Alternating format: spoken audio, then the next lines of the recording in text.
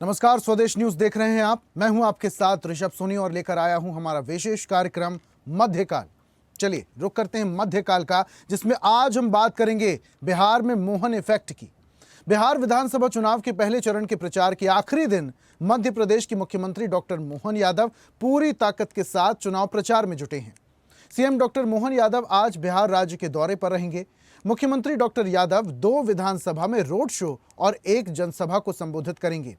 बांकीपुर, मनेर और मधेपुरा में चुनाव प्रचार के इस अंतिम दिन में वो पार्टी के समर्थन में माहौल बनाएंगे। पिछले दिनों मुख्यमंत्री डॉक्टर मोहन यादव ने 31 अक्टूबर को राजधानी पटना में एनडीए के पक्ष में जमकर प्रचार किया था। वहीं 2 नवंबर को उन्होंने मधुबनी और पटना में धुआंधार प्रचार करते हुए कांग्रेस पर तीखा हमला बोला था। सीएम यादव परिवारवाद और राष्ट्रवाद की विचारधाराओं के बीच निर्णायक संघर्ष बताते हुए जनता से भगवान राम और कृष्ण के नाम पर एनडीए के लिए जनता से समर्थन मांग रहे हैं। पार्टी ने स्टार प्रचारक के तौर पर मुख्यमंत्री डॉक्टर यादव के लिए पहले चरण में लगभग 1 दर्जन रैली और रोड शो तय किए। पहले चरण के चुनाव प्रचार का आज अंतिम दिन। मुख्यमंत्री डॉक्टर मोहन यादव बिहार में धुआंधार प्रचार करने पहुंच रहे हैं।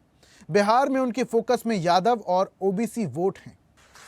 चारों तरफ से यशस्वी प्रधानमंत्री के नेतृत्व में जो वातावरण बना हुआ है, जो नीतीश कुमार जी ने काम किया है, वाकई 20 साल के अंदर एक नेता पूरा 55 साल का पूरा पलटा करते हुए जिस प्रकार का माहौल बनाते हैं, मैं मान के चलता हूं जब बिहार की धरती पे आता हूं तो मुझे एक अलग प्रकार का संबंध अपने से भी जुड़ता दिखाई देता है। बिहार गया जी में हमारी भी कुल देवी है, इसलिए बिहार से मेरा एक विशेष रिश्ता है, अलग प्रकार का रिश्ता भी। बिहार के गया के पास के मठ में वराह देवी का मंदिर है, वो हमारी कुल देवी भी है। हम वहां आकर के अपने पुरखों के उस जमाने के संबंध, बहुत पुराना होगा, पीढ़ियां गुजर गई, लेकिन पीढ़ियां भले ही गुजर जाए, जहां से मैं आता हूं वो बाबा महाकाल की नगरी है और महाकाल की नगरी का भी अशोक के काल से भी संबंध है। अशोक, उनके पिता के समय 2 बड़े बड़े महाराज्य होते थे जिनको महाजनपद बोलते थे। यहां सम्राट बैठते थे, उज्जैन में युवराज बैठते थे। उस काल से जब अशोक 10 साल वहां युवराज रहे, बाद के काल में यहां बनकर के उनने अशोक के सुशासन की मिसाल दुनिया याद करती। हमारे अपनी मुद्रा में अशोक चिन्ह हमको दिखाई देता है। उस काल से लगा करके राजा भोज के काल तक, राजा भोज से लगा करके 5000 साल पहले भगवान कृष्ण ने अपने पुत्र सांब के माध्यम से यहाँ सूर्य का मंदिर बनवाया है। ये हमारा अतीत का वो गौरवशाली पृष्ठ है। जोरदार अभिनंदन करें वो भगवान कृष्ण के काल के लिए भी। तो मध्य प्रदेश के मुख्यमंत्री डॉक्टर मोहन यादव बिहार पहुंचे हैं और बिहार में 3 सीटों पर धुआंधार प्रचार करेंगे। रोड शो होगा, जनसभा होगी। और इससे पहले भी मुख्यमंत्री ने जब रोड शो किया था, जनसभा बिहार में की थी, तो उस दौरान राम और कृष्ण के नाम पर जनता से वोट की अपील की थी और एनडीए प्रत्याशी को जिताने की भी अपील की थी। इस बार उनका प्रचार भी बड़ा ही धूमधाम से हो रहा है और बड़ा ही धुआंधार प्रचार देखने को मिल रहा है। इस पर हम चर्चा करेंगे कि मुख्यमंत्री के इस प्रचार का क्या इफेक्ट विधानसभा चुनाव और इन 3 सीटों पर पड़ेगा। कुछ मेहमान हमारे साथ जुड़ रहे हैं, उनका परिचय जल्दी से आपसे करवा देते हैं। बीजेपी का पक्ष रखने के लिए योगेश गुप्ता हमारे साथ हैं। योगेश जी, बहुत स्वागत आपका। कांग्रेस प्रवक्ता है हमारे साथ सीता शरण सूर्यवंशी जी। सीता शरण जी, आपका भी बहुत बहुत स्वागत। और इसी के साथ वरिष्ठ पत्रकार भी हैं हमारे साथ, उमेश कुमार मिश्रा जी। मिश्रा साहब, आपका भी बहुत बहुत स्वागत। और चर्चा की शुरुआत में योगेश जी आपसे ही करता हूं। आपने तो वैसे ही अच्छे प्रत्याशी मैदान में उतारे हैं, मुख्यमंत्री के रोड शो की क्या जरूरत पड़ गई? मुख्यमंत्री डॉक्टर मोहन यादव जी हमारे प्रदेश के शुभंकर मुख्यमंत्रियों में से एक है। ठीक है। का तात्पर्य ये है कि इसके पहले हरियाणा, दिल्ली विधानसभा चुनावों में और तत्पश्चात मध्य प्रदेश लोकसभा चुनाव, जिसमें छिंदवाड़ा जैसी सीट जो अजय थी वो भी विजयी हुई मुख्यमंत्री के चरण पड़ने पर, और उत्तर प्रदेश की जितने भी लोकसभा सीटों पर मुख्यमंत्री गए, उनका जो रिजल्ट है 80 to 85% का है। तो माननीय मुख्यमंत्री से जो अपेक्षाएं केंद्रीय नेतृत्व को बिहार इलेक्शन में है, निश्चित रूप से वो पूर्ण होंगी। वो सारी सीटें हम जीत कर आएंगे और माननीय मुख्यमंत्री मोहन यादव का एक जो 2 साल का काम करने का जज्बा है वो बिहार की जनता ने भी देखा, और मध्य प्रदेश के हमारे मध्य प्रदेश वासी तो देख ही रहे किस स्पीड से, किस तन्मयता से, किस गंभीरता के साथ एक के बाद एक मध्य प्रदेश के हितों में, माँ बहन बेटी और किसानों के हितों में काम करते चले जा रहे हैं। इंफ्रास्ट्रक्चर डेवलपमेंट से लेकर और पर्यटन से लेकर और रोजगार को लेकर जो माननीय मुख्यमंत्री जी के प्रयास है वो निश्चित रूप से सराहनीय है, और इन सब बातों को बिहार की जनता के समक्ष रखते हुए वो निश्चित रूप से एनडीए के पक्ष में मतदान करने की न केवल अपील करेंगे, बाकी बिहार की जनता ने भी पिछले कई दशकों में कांग्रेस का कुशासन, उसके बाद लालू यादव का दुशासन देखा है। तो मैं ये समझता हूं कि जिस प्रकार देश और प्रदेशों से परिवारवाद की राजनीति से मुक्त होती जा रही है जनता, निश्चित रूप से बिहार की जनता पुनः उस लालटेन युग में लौटना नहीं चाहेगी, और अच्छा एनडीए योगेश को जी, अपना बहुमत देखिए देकर मध्य प्रदेश में निश्चित मैं रूप से विकास की अगर विकसित बात भारत करता हूँ 2000 योगेश जी, जी, और जी। मध्य प्रदेश के मुख्यमंत्री डॉक्टर मोहन यादव के त्वरित फैसले की अगर मैं बात करता हूं, चाहे विरासत से विकास की मैं बात कर लूं, ग्लोबल इन्वेस्टर समिट की मैं बात कर लूं, रीजनल इन्वेस्टर समिट की मैं बात कर लूं, जिस तरीके से वो बेंगलोर गए, विदेश गए, उद्योगपतियों से मुलाकात की, मध्य प्रदेश में निवेश को बढ़ावा देने के लिए और रोजगार पैदा करने के लिए मुख्यमंत्री जिस तरीके से काम कर रहे हैं वो बड़ा सराहनीय है। बिहार चूंकि वो पहुंचे हैं और बिहार भी सबसे ज्यादा ग्रसित है बेरोजगारी से, वहां के युवा भी बहुत ज्यादा बेरोजगारी से ग्रसित हैं, रोजगार की सबसे ज्यादा जरूरत है। मुख्यमंत्री का पहला संदेश क्या होगा? एनडीए की सरकार बनती है, रोजगार पर सबसे पहले काम किया जाएगा? नहीं, बहुत अच्छा प्रश्न किया आपने ऋषभ जी। बिहार की जनता ने वो पुराना कार्यकाल भी देखा है और नीतीश कुमार के साथ गठबंधन में एनडीए सरकार की कार्यशैली भी देखी है। निश्चित रूप से एनडीए की गठबंधन की सरकार में बिहार में हमने पिछले दशक में 4 से ज्यादा नए तो ब्रिज बनाए, 8 प्रस्तावित हैं, 1,60,00,000 घरों में बिजली और पानी पहुंचाया।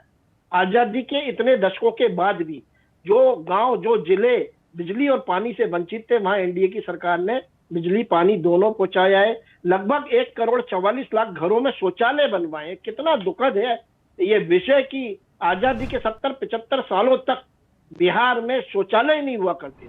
तो 1 करोड़ से 44 लाख घरों में अगर हमने ये बनवाया तो निश्चित रूप से माँ बहन बेटियों का आशीर्वाद भी मिलेगा, और उनको हमने उस लाज शर्म से भी बचाया है जिसके कारण हमारी माँ बहन बेटियां घर से बाहर निकलने में 6 बजे के बाद झिझकती थी। तो निश्चित रूप से परिवर्तन तो किया है, और आगे माननीय नरेंद्र मोदी जी ने, प्रधानमंत्री जी ने जो 75,000 करोड़ रुपए की धनराशि 75 लाख बहनों के, माँ बहन बेटियों के खातों में इलेक्शन के पूर्व डालकर ये संदेश दिया है कि हम कटिबद्ध हैं माँ बहन बेटियों के उन्नयन के लिए। तो निश्चित रूप से ये सब जनता देख रही है और प्रयास हम कर रहे हैं, और आगे आने वाले समय में सन 2047 का विकसित भारत के मद्देनजर बिहार को उस दौड़ में शामिल करने का अथक प्रयास करने होंगे, और उसके लिए बिहार की जनता का जनादेश एनडीए गठबंधन को चाहिए। हालांकि ये जनादेश 14 तारीख को स्पष्ट हो जाएगा, किसे मिल रहा है किसे नहीं मिल रहा है। मैं आगे बढ़ता हूं, वरिष्ठ पत्रकार भी हमारे साथ जुड़े हुए हैं, उमेश जी का जरा मैं रुख कर लेता हूं। उमेश जी, इससे पहले भी बिहार में जितनी भी बड़ी मशीनरी थी, चाहे तमाम पार्टियां हों, एनडीए की मैं बात कर लूं, इंडिया गठबंधन की मैं बात कर लूं, पूरी मशीनरी झोंकी गई, एड़ी चोटी का जोर लगाया गया। अब 6 तारीख को पहले चरण की मतदान होना है। मुख्यमंत्री मध्य प्रदेश के वहां पहुंचे हैं, और मध्य प्रदेश के मुख्यमंत्री जहां जहां गए हैं वहां वहां उनका जो धुआंधार प्रचार देखने को मिला, उसका असर जमीनी स्तर में देखने को मिला है। मुख्यमंत्री डॉक्टर मोहन यादव के प्रचार को आप कैसे देखते हैं? जी बिल्कुल ऋषभ, देखिए जो मुख्यमंत्री मोहन यादव को बिहार में प्रचार के लिए उतारने का जो अर्थ है वो बिल्कुल स्पष्ट है, क्योंकि अभी फिलहाल देश में डॉक्टर मोहन यादव ही हैं जो यादव मुख्यमंत्री हैं एकमात्र अभी, और बिहार की राजनीति को समझने के लिए ये जान लीजिए कि वहाँ सबसे ज़्यादा मुस्लिम मतदाताओं के बाद जो सबसे ज़्यादा वोटर्स हैं वो यादव जाति के हैं। करीब 14% वोटर्स वहाँ यादव जाति के हैं, और जो कि माना जाता है कि वो पूरी तरह लालू परिवार से जुड़ा हुआ है, लालू परिवार से इंटैक्ट है। लेकिन जो इस देश की राजनीति को अच्छी तरह समझते हैं वो ये जानते हैं कि यादवों का एक ऐसा वर्ग भी है जो मुलायम सिंह यादव और लालू यादव से इतर हटके भी खुद सोचता है और ऐसे ही वर्ग का प्रतिनिधित्व करते हैं डॉक्टर मोहन यादव। इनकी जो भाषा है, चुनाव प्रचार के दौरान जिस भाषा का प्रयोग करते हैं, बहुत ही शानदार भाषा शैली है और एक जो पढ़े लिखे की जो भाषा होनी चाहिए उस भाषा का प्रयोग करते हैं और मुद्दों पे बात करते हैं।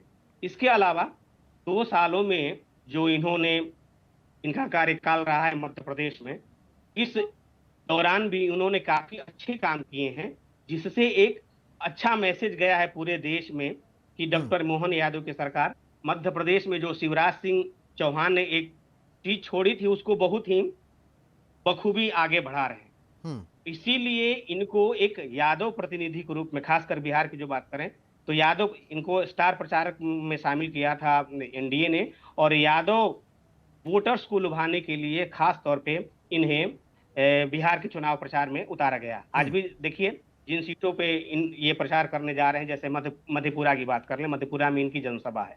तो मधेपुरा के बारे में बिहार में एक बड़ा ही संवाद प्रसिद्ध है कि रोम पोप का और मधेपुरा गोप का। मधेपुरा मतलब यादवों का सबसे वर्चस्व वाला इलाका है, समझ लीजिए मधेपुरा को, है ना, गढ़ है उसे कहा जा सकता है। और वहीं से बीपी मंडल, बिंदेश्वरी प्रसाद मंडल, जिनकी अध्यक्षता में मंडल कमीशन बना था और जिसे लागू किया गया पिछड़ों को आरक्षण देने के लिए, तो वो बीपी मंडल का गढ़ रहा है और यादवों का गढ़ रहा है। और पिछले 3 बार से 2005, 2010, 2015 और 2020 तीनों बार से यहाँ आरजेडी के डॉक्टर चंद्रशेखर जीतते आ रहे हैं। यहाँ तक कि पिछले विधानसभा चुनाव में पप्पू यादव भी यहाँ से खड़े हुए थे और लेकिन वो खासा प्रभाव नहीं डाल पाए थे। यहाँ जेडीयू ने पिछली बार 2020 में निखिल मंडल को टिकट दिया था, जो कि बीपी मंडल के पोते, तो वो अच्छा खासा वोट लाने में सफल हुए थे, करीब 60-62 हजार वोट उनको आए थे। लेकिन इस बार यहाँ जेडीयू ने गैर यादव महिला जो है कविता शाह को यहाँ टिकट दिया है, जो मधेपुरा नगर परिषद के अध्यक्ष है। लेकिन यादव जो वोट है यह यहाँ बहुत बड़ा फैक्टर है और इसीलिए ठीक है, यादव बड़ा फैक्टर है। उमेश जी देखिए, वरिष्ठ पत्रकार हैं आप, जमीनी स्तर पर काम करते हैं, लोगों से जुड़े हुए, लोगों से बहुत ज्यादा इंटरेक्शन करते हैं। जल्दी से मैं आपसे एक बात समझना चाहता हूं कि जो 3 सीटें हैं जहां पर मुख्यमंत्री प्रचार करने के लिए पहुंच रहे हैं, मधेपुरा, मनेर और बांकीपुर, यहाँ की हवा किस तरफ बह रही है, जल्दी से बता दीजिए। इंडिया गठबंधन, एनडीए। देखिए कि मधेपुरा और मनेर की जहां तक इतिहास की बात करें तो पिछले 15 सालों से लगातार आरजेडी का कब्जा रहा है। ठीक है ना। और बांकीपुर को बीजेपी का गढ़ माना जाता है। इस बार भी बांकीपुर में कोई लड़ाई नहीं है। बीजेपी के नितिन नवीन जो है यहाँ के कैंडिडेट, बिहार सरकार में मंत्री भी रहे हैं और उनका अच्छा कार्यकाल रहा है, तो वो बीजेपी का गढ़ है। लेकिन मनेर में इस बार लोग बदलाव चाह रहे हैं। जितेंद्र यादव वहाँ एलजेपीआर के टिकट पे लड़ रहे हैं और एनडीए का उनका पूरा समर्थन मिल रहा है, जैसा कि आज डॉक्टर साहब वहां पे रोड शो करेंगे। और मधेपुरा में भी एक गैर यादव कैंडिडेट उतारकर एनडीए ने एक बहुत बड़ा दाव खेला है और इस हिसाब से वहां भी एक कांटे की लड़ाई देखने को मिलेगी। ठीक है, कांग्रेस प्रवक्ता भी हमारे साथ जुड़ चुके हैं, सीता शरण जी, पूरी बात आप सुन रहे थे उमेश जी की। कांटे की टक्कर तो होगी, लेकिन मुश्किल आपके लिए भी खड़ी होगी, इतना आसान नहीं होगा। भले ही आप चुनावी दावे और वादे कर लीजिए, दम भर लीजिए जीतने का, सरकार बनाने का, लेकिन इतना आसान नहीं है। मुख्यमंत्री डॉक्टर मोहन यादव भी चुनाव प्रचार के लिए पहुंच चुके हैं, कैसे देखते हैं इस प्रचार को आप? देखिए ऋषभ जी, मैं आपको बताऊं, तीनों विधानसभाओं में, तीनों कॉन्स्टिट्यूंसियों में महागठबंधन जीतने जा रहा है और मोहन यादव जी का वहाँ जादू चलने वाला, पर्ची के मुख्यमंत्री, ये वहाँ की जनता को मालूम है। और बांकीपुर प्लस जो 2 सीटें हैं और राघोपुर, वहाँ से तेजस्वी यादव बहुत जबरदस्त वोटों से जीतने जा रहे हैं और ये 14 तारीख बताएगी आपके चैनल पर भी, फिर हम इसमें डिबेट में भी आपको बताएंगे। और तीनों सीटें महागठबंधन जीतने जा रही है। एनडीए का खेल बिगड़ गया है, वो इसलिए बिगड़ गया है कि जेडीयू जो एक मुकदमा जब मंच से मोदी जी के साथ नहीं बैठे, सेकंड तरीके से जब उनकी पूरी टीम वहाँ सम्राट चौक का वाकया जो है, तो ये दो वाकया उस बिहार की तस्वीर को बताते हैं कि महागठबंधन जबरदस्त आने वाला है और वहाँ की जनता मन बना चुकी है कि 20 वर्ष से वहाँ के नौयुवा को और वहाँ की महिलाओं को जिस तरीके से 10-10 हजार रुपए की ये रिश्वत दी गई है ऋषभ जी, ये रिश्वत महिलाओं की समझ में आ गई है। और जो जीविका दीदियां हैं उनको 30,000 परमानेंट नौकरियां और श्रमला वालों को जो परमानेंट नौकरियां और नौयुवा जो जैन जी 18 वर्ष से 35 वर्ष की आयु का जो स्टूडेंट्स है उसकी नौकरी के लिए कि फॉर्म भरने के साथ साथ उसको किसी भी प्रकार का कोई शुल्क नहीं लगेगा। देखिए सीताशरण जी, ये तो चुनावी वादे हो गए, चुनावी दावे हो गए।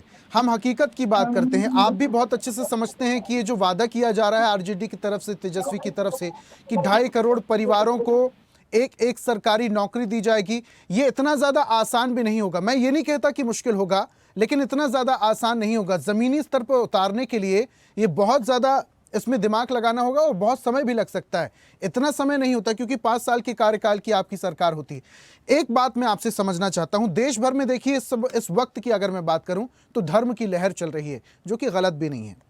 इससे पहले जब मुख्यमंत्री पहुंचे थे चुनावी प्रचार के लिए बिहार में, उन्होंने एक बात कही थी बहुत स्पष्टता से मंच से कि बिहार की जनता को श्री कृष्ण के नाम पर, राम के नाम पर वोट देना होगा ताकि धर्म को संरक्षित किया जा सके।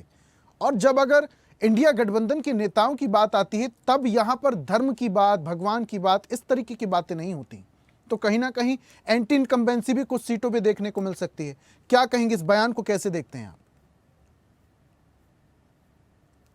जिस तरीके से धर्म का जो नशा हमारे नौयुवा को कि बिहार में 20 वर्ष में जिस तरीके से उनको रोजगार नहीं मिला, तो ये धर्म का जो इंजेक्शन कह ले या टैबलेट कह ले, ये जनता समझ चुकी है कि बीजेपी और एनडीए, क्योंकि बीजेपी तो 240 में समेट करके एनडीए रह गया था, बीजेपी उसी समय समाप्त हो चुकी थी। तो बीजेपी के साथ साथ आज जैन जी जो नौयुवा है हमारी जो महिलाएं हैं और हमारा जो वोटर है उस बिहार का, वो समझ चुका है कि हमें अब धर्म से कुछ मिलने वाला नहीं है। और शिक्षा का स्तर बहुत वीक कर दिया है। जो 1400 करोड़ का बजट था 2025 का, वो 2200 करोड़ में समेट के रह गया है ऑल इंडिया का। ये शिक्षा नालंदा विश्वविद्यालय जो वर्ल्ड लेवल में हर कंट्री से वहाँ स्टूडेंट आते थे और हमारे देश का नाम रोशन होता था, तो शिक्षा का स्तर बहुत वीक हुआ है।